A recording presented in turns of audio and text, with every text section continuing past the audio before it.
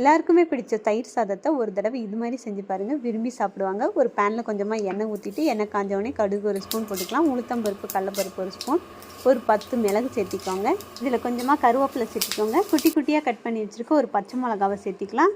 பொடியாக கட் பண்ணி வச்சுருக்க ஒரு பெரிய வெங்காயத்தையும் சேர்த்தி இப்போ வெங்காயத்துக்கு தேவையான உப்பையும் சேர்த்து நல்லா மிக்ஸ் பண்ணிக்கோங்க. இது 2 நிமிஷம் வணக்கினா போதும்.